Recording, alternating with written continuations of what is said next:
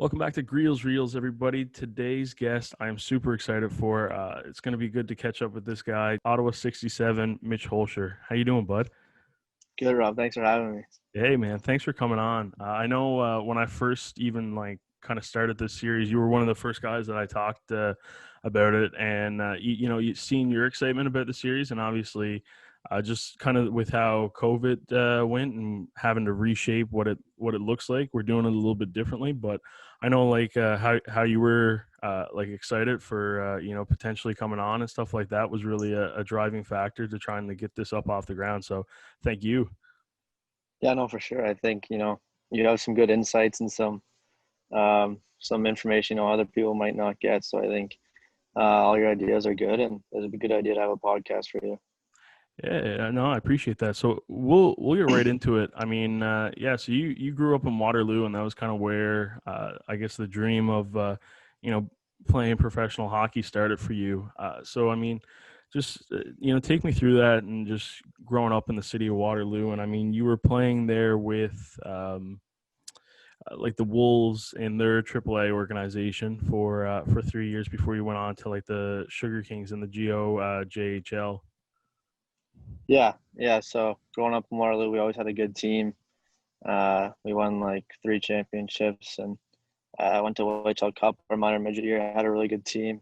Uh, Close with a lot of those guys still. That's probably the best part about it is, I'm still best buddies with them. And, summer right now, I'm hanging out with them, fishing, golfing, whatever it is with them. And then my first year junior, I didn't make Ottawa. At the time, I was kind of upset about it, but looking back, it was the best thing for me. Had to play a year with my brother, which was really cool. That's something I'll never forget is playing with my older brother. And first time I ever played together on an organized team. And we ended up winning a championship that year too. And just, great memories of that. And now back in Ottawa. Hmm. And so I guess is younger brother or older brother? Older brother. Yeah, he's three Older. years older than me. Oh, Yeah. okay. Yeah. So I guess what was it like to finally? I mean, how did you guys almost operate in that locker room, right? When you finally get an opportunity to work together like that. Yeah, well, we're really close to begin with. I mean, we're always doing stuff together.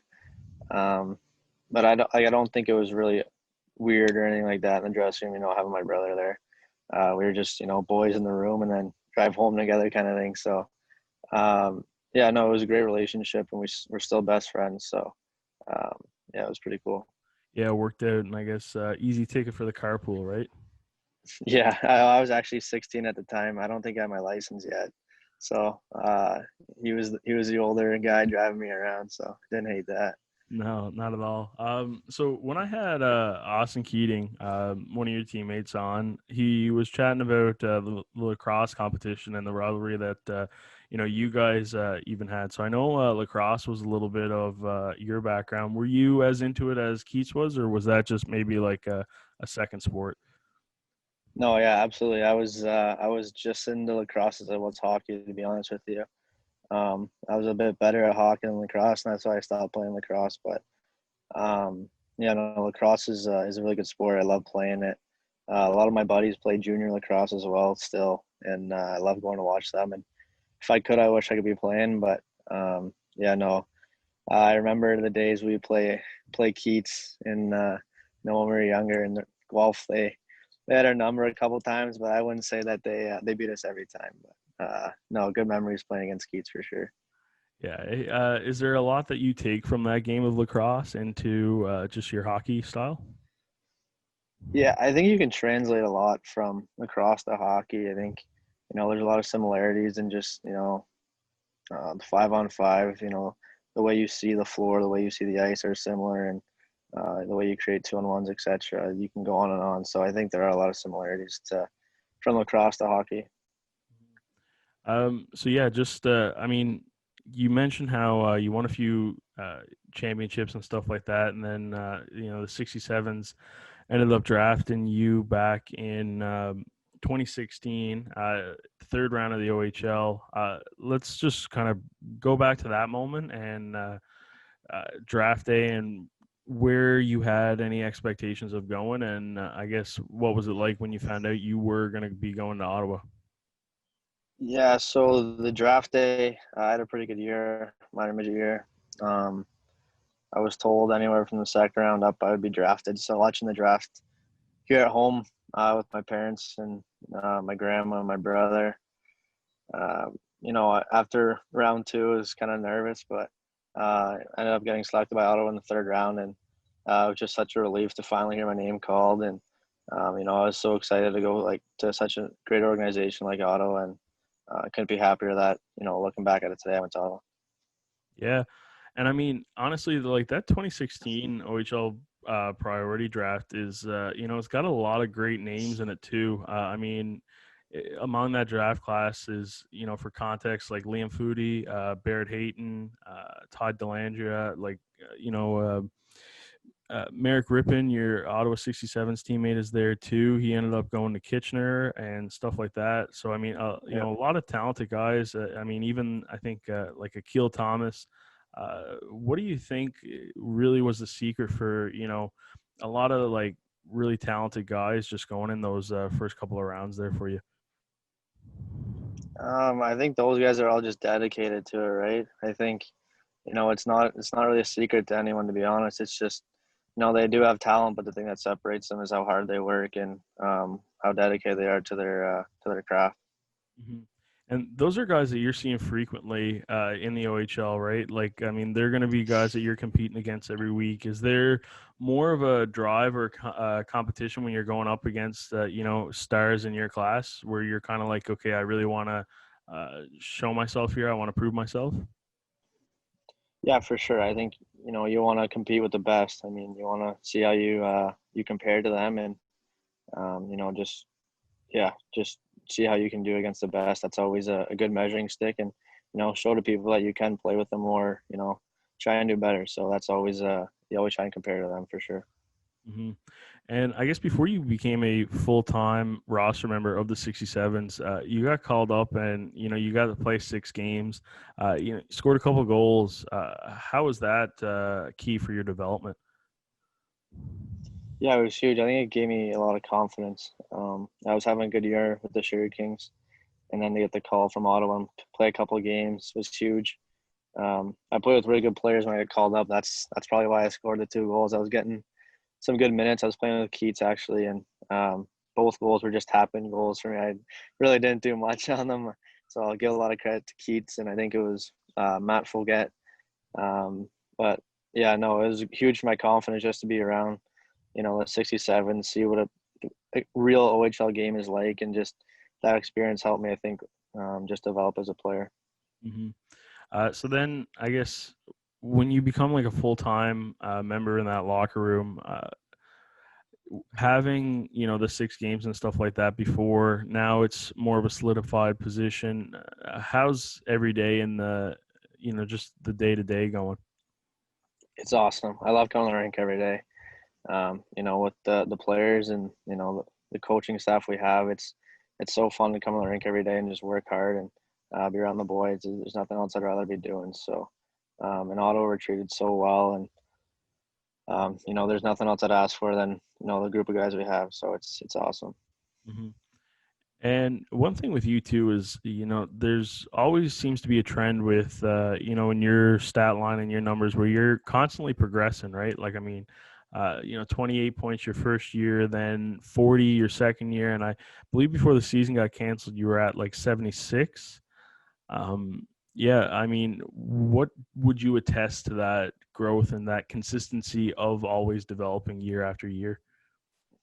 I'd say probably the 67's culture, to be honest with you. I think if you come into the 67's organization, you're going to get better every day. And, you got to commit to it for sure. I think that's been a thing for me. But, yeah, just like, the skills we do every day with Derek Miller, the working out with Sean Young, and then the coaching staff and Andre and Mario and Norm, they just want you to be a pro and do everything the best you can every day. And I think that's been the biggest thing for me is just push myself every day. And I think I've been seeing the results, in points, I guess you could say, but in my play as well. I think, my all around games just improved.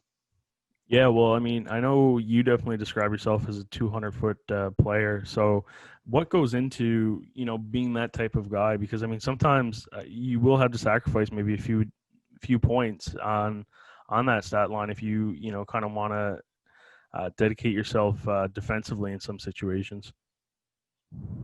Yeah, for sure. I think you gotta, pick your spots for sure. But I do take pride in playing solid 200-foot game, and defense is a big part of the game. I think you watch the playoffs right now, and there's 2-1 games, 3-1 games. Those close games where you gotta have guys that play those big minutes at the end of the game. So yeah, I think the defensive side is a huge part for me.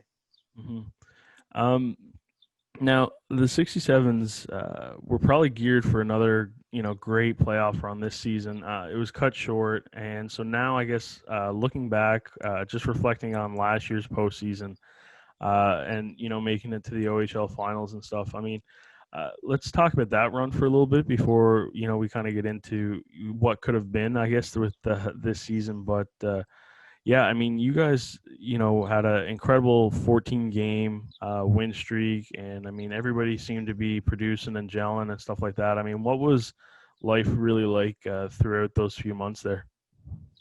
Yeah, that was probably one of the best times of my junior career for sure.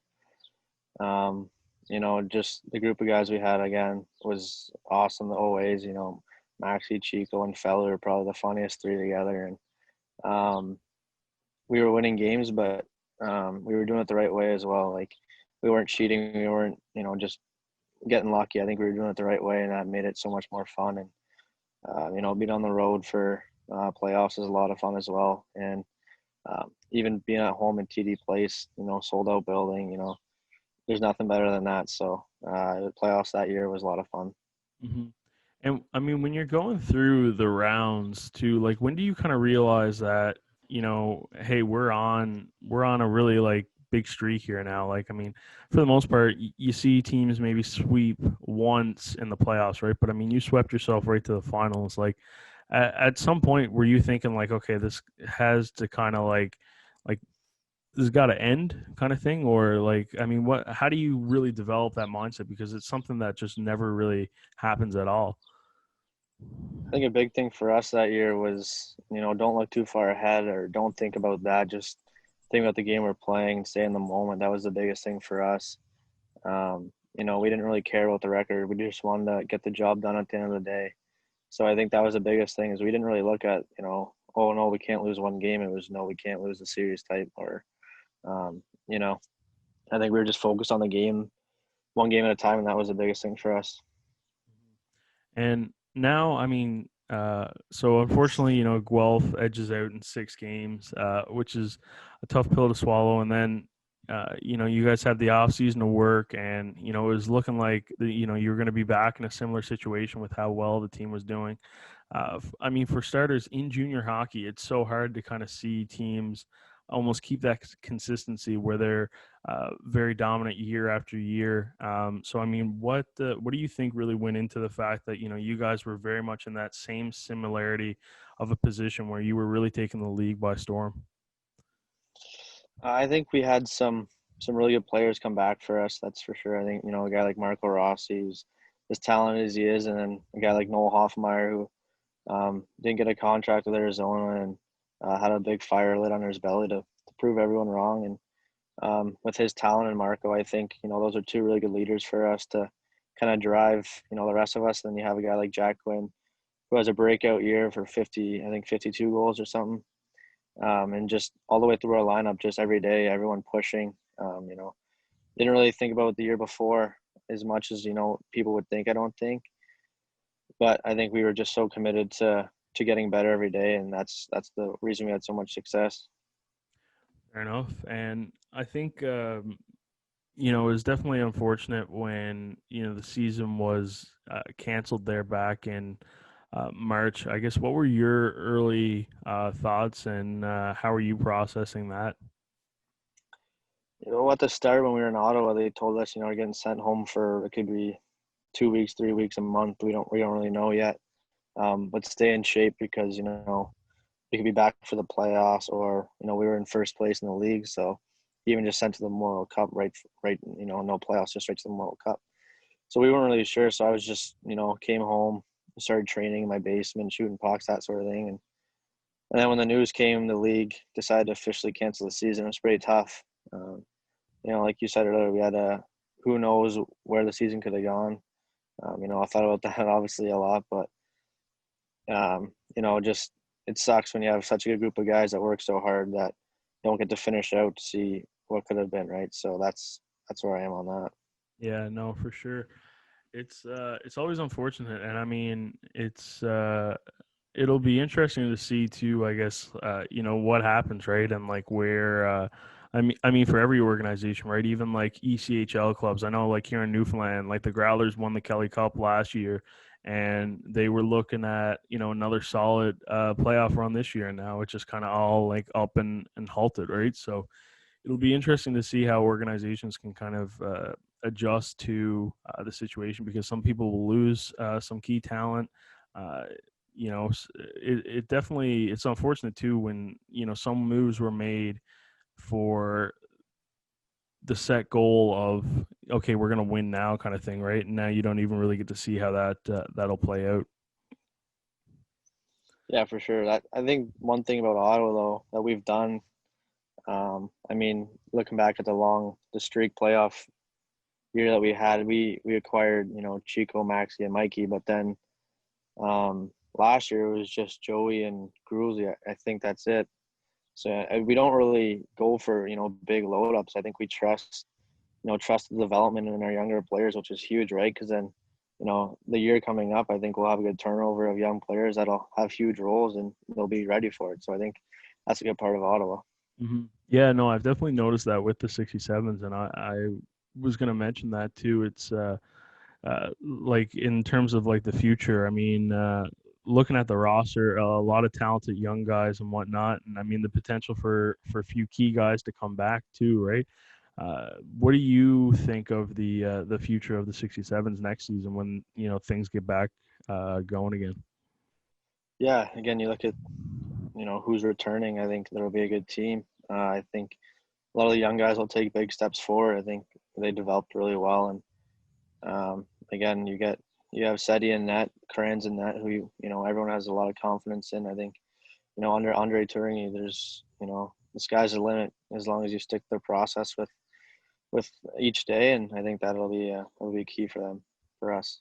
hmm Now you mentioned a couple guys, like Marco Rossi and Jack Quinn, who are going into their NHL draft year and stuff like that. And I mean, it's definitely for prospects a different year than it's ever been before, because you don't really get the chance to showcase yourself at, say, the combine. You didn't really get to go on that deep playoff run for your division, whether it be like the O or the Q, and then you also just don't get to showcase your talents on, say, like a mem cup stage and whatnot.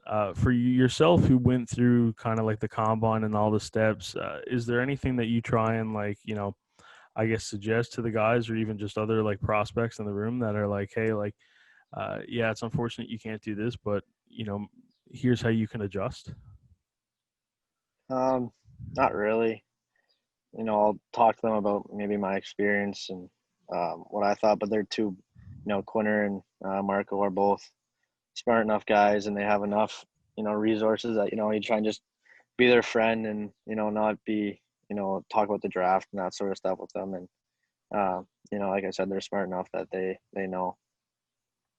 Yeah, they're definitely in terms of IQ, they're quite the guys for the locker room and just the game. It's pretty incredible what they can do. Before things got shut down, I got to see them on a line at the top prospects game in Hamilton, and that was a treat. I'll say say the least. Just sitting there Yeah, ringside, right? It was pretty incredible. yeah, they're both two really amazing players in different ways. I think Marco's skating and his 200-foot play and just all around game is so good, and Quinter's his shot and his speed as well is just so unique and so hard to stop. So they're both really good players. Let's actually talk about your draft experience a little bit. I mean, what was that combine like for you? Because I know you ended up actually going with a few of your teammates at the time. Cody Clark was there. Kevin Ball. I think there was one more I might be forgetting, but yeah, Yeah, Carter Robertson. I think he's yeah, no longer 67. yeah. But So yeah, yeah, I know what was that like? it was a pretty cool experience. It was pretty big eye opener for me. It was my first year in Ottawa, and then it was my draft year, right? So like my first year was my draft year, so I wasn't really expecting to be drafted. I was just trying to be, a full timer on the 67s and just do my best every day. And then, I kind of had a good second half and got invited to the combine. And there's a lot of good players there, right? It's all the top players for the draft, and just a big eye opener for me. And it was a really good experience. Mhm. Are you, maybe a little starstruck at the combine when you're seeing some guys? I mean, I was a bit. You see a guy like Rasmus Dallin, I think, who went first overall that year. You see him walking around in the hotel or, going to do his fitness testing. It's, you just kind of sit back and like, oh, like I'm here at the NHL Combine, and again for me, I wasn't really expecting to be there, so I just tried to soak it all in as much as I could. Hmm. And I guess, how did you really, adjust from, not really expecting to be there to now being like, okay, I really had to showcase, everything that I possibly can. Yeah, I think that was just part of my mindset throughout that year. The second half went on, I got better as the year went on, and I think that I was a lot more confident in myself. So again, I was just trying to at the combine just be confident in myself and do the best I could, and that's really all I could do. And I guess so. When you heard your name called, let's go back to that moment. Round six by the Devils. Like I said, you were a guy who wasn't really even expecting, to be at that combine. So, to hear your name and when you were just trying to be a regular on the 67s, what was that like? Yeah, that was a pretty amazing feeling. I mean, growing up as a kid, you always dream of hearing your name called and on draft day, and to hear my name was really special. And I was around friends and family, so that was big for me. And yeah, it was just a dream come true to finally be drafted in National Hockey League. Hmm. And so, I mean, when you first got to New Jersey, what was that whole process like? I mean, take us through, everything from, booking that first flight to really just setting foot in New Jersey. Yeah, New Jersey's a great organization. They take care of the players pretty well and the prospects. So I was drafted and then went to the rookie camp, the prospects camp, I think they call it. But went there for a week, and that was a big eye opener as well for me. Just with all the talent that's there, and the school guys from the states. Um, there's a lot of good competition there, and you're on the ice, you're in the gym, you're touring New Jersey, New York City. There's so many different experiences that you do there, and yeah, it was a really good experience. Again, that was a big eye opener for me for my first one, and it was a really good experience though. Yeah. Any recommendations for other prospects kind of going into their first NHL camp and whatnot? Yeah, I'd say just be confident in yourself, and don't be shy. Do what you do, and good things will happen for sure. I mean, you don't wanna hide. You don't get that chance too often in life, so just go out and do your best, and don't be afraid to make a mistake. Mhm. And one thing about that's pretty unique with the Devils organization is that it almost seems that the 67s are a farm team for them. I mean, you're joined by, a lot of your buddies on there. I mean, Ball just got dealt in a deal with Arizona there back over around late January.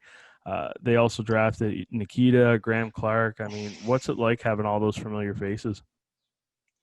Yeah, it was pretty cool last year at camp. Have Nikita and Graham. Uh, it's uh, it's something different for sure. I don't think it happens too often that you have so many players, like you said, go to one NHL club. But yeah, last camp was really cool, and it was another really good experience having those two with me at camp.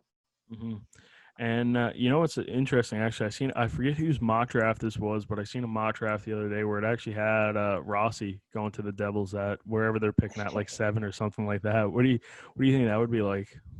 Yeah, I've seen those as well. It's been either Marco or Quinner and whatever else. But yeah, again, like you said, it seems like it's a farm. The 67s are a farm system the New Jersey for some reason, but I think for a good reason is the 67s are doing the right things under Andre, and I think it goes to show that with all the NHL looks that you guys are getting for sure. Hmm. What do you think? I mean, say theoretically, you look maybe 5, 10 years down the road, and all you guys are in a Devils locker room together, gearing up for a regular season or even playoffs in the NHL altogether. How special do you think that would be? Yeah, I think that'd be really cool. With any club, whoever it might be, I know a lot of things can change. You're not always secure to one team, but for sure, looking down the road, playing on the same team in the NHL with those guys would be really cool for sure. Hmm. Yeah, and I mean, who knows? Hopefully, maybe we'll manifest it into the universe a little bit there. Yeah, seriously, let's hope for the best, I guess. uh, Take me through some of your favorite things to do in Jersey, though. I mean, I've never been. I know it's got a great reputation. A lot of sports teams around. Really close to New York. Lots of things to do. I wouldn't really know. So, what are your favorite things to do in that city? Yeah, I think the cool thing was taking the train into New York City. We went and watched a Yankee game last year, and that was pretty cool to see Yankee Stadium, watch a ball game there, and just see New York City. I've never been in a huge city, pretty crazy to be honest, and just take that all in. It was pretty cool. So, I mean, guys in your situation, it's a little bit tougher right now, I guess, and a little bit maybe more confusing than normal years with just everything that's going on with you know COVID-19 and restrictions and all that. So, I mean, how are you kind of taking your day to day and your off season and your training right now?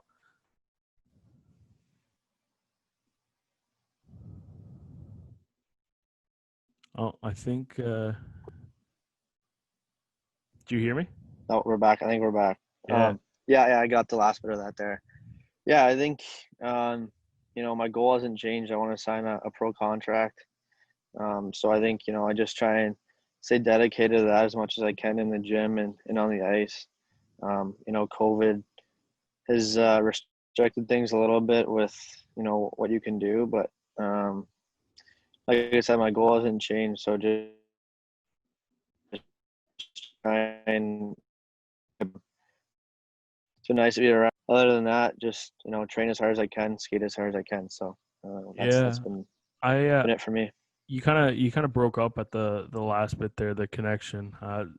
It's sometimes it's tough to get this connection to always work. What was that last part? Sorry. Just being good around, be around family again, and been training and skating hard for sure. Too much from a normal summer, other than uh, little things, I guess. But Yeah. yeah, it's been it. Okay. I think we might have got that. The connection was a little bit rough there again, but we'll move on. You Maybe. can edit that, eh? Yeah, we'll have to make some adjustments there, but no. So I mean, Mitch, man, this is the part of the podcast where basically I just hand the show over to you. So it's your show now. You can chat about whatever you want, life lesson, funny story you want to tell. Maybe you got something to plug. It's yeah, it's all yours. Show's yours. Go nuts. Rob, you should have told me this for the podcast so I could have thought of something. But I'll think it quick here. Um, hmm, I don't know. What have you been up to these days? Start with Uh, that actually, so I can have some time to think. yeah, I guess for me, what I've been up to, man, is just waiting. Like everybody else, almost it seems like I've been trying to work on a few. I guess I'll call them like passion projects, stuff that I wanted to do, but never really had a whole lot of time to be doing, just because there'd always be sports on the go. So just kind of making some videos and content with some local businesses around Yep. Newfoundland, because definitely the local tourism around here is they're doing it right. Like there's a lot of cool little nifty local shops around here, whether it's like a cider company or a coffee house, even like skincare products and stuff like that. So yeah, that's really what I've been working on, and yeah, just kind of waiting. I mean, see whether it's going to be school or a full time job. Just graduated, University of Ottawa, so all that fun stuff. Yeah. But Yeah. Big congrats there for sure. yeah, yeah, no, Um, going back to that playoff year when we went on the run. mhm. Um, you got to come in the room. Uh, was it? It was in Ottawa, I believe. But when I think it was against, I don't remember who it was against, but in Ottawa after every playoff game we do the Yeah, puck onto the, like, it was like a little plaque and you inserted the puck for each win of the series. And I remember again I don't remember who gave you the puck. Do you know who it was? yeah, yeah. That was Sash. Sash gave me the puck. It was Sash. Yeah, I gave the big puck at the end of the game, and I remember that was a pretty good moment there when Big Rob went up there and put the puck in. All the boys went nuts. I think it was like game 3 or something too, so we were getting close. Uh, But yeah, yeah. no, that was a good memory for sure. No, it's funny you say that actually, because I talked to a lot of people about that moment, because I mean, for me, I was just a guy who was kind of like coming in like definitely late into the year. Like I wasn't there from day one. I was just kind of showing up and helping when I could help. So for you guys to give me a puck for the playoff board and be a part of that moment, it was definitely pretty special, and I definitely rank it pretty highly when I talk about sports moments that I've been a part of too. So Yeah, that's definitely one you'd want a video camera in for somehow. But yeah, uh, there's like keep a a good little, memory of. But yeah, there's a oh, is little, there? yeah, yeah. You remember Jacob Kelly, the Yeah, social? yeah, Yeah, yeah, yeah, yeah. So he's got yeah, one. He's like stood like where like the coaches kind of all the assistants and the assistant coaches all stand up in the dressing room. So he was like behind all of them, yeah. just kind of like with the little camera, trying to get as much of it as he could. Oh, So yeah, I got the audio, and it's pretty cool. You actually see Mikey freak out a little bit there, and just with his chant and his cheer, right, which is pretty unique actually, because you don't see that from Mikey too often. no, yeah, no. I think it was a big game, and that's why that was a good thing about the 67s. I mean, like that season, right? You look back, like you said, you're a guy that kind of just came in late, and no matter who you are, I think we try and welcome you with big arms. And I remember the excitement of the boys going nuts when you put that puck in. So that was pretty cool. Yeah, no, man, that's awesome. All right, man. Honestly, that's everything I got for you, and if that's everything, thanks so much for your time. Yeah, thanks, Rob. Appreciate it. It's been good chatting again. Yeah, likewise. Okay, everybody. That's all we got for you today. I hope you enjoyed it. Honestly, follow Mitch on social. All those links are going to be down below. He's got a great career coming for him. I'm excited to see what's going to happen. And in the meantime, stay best kind.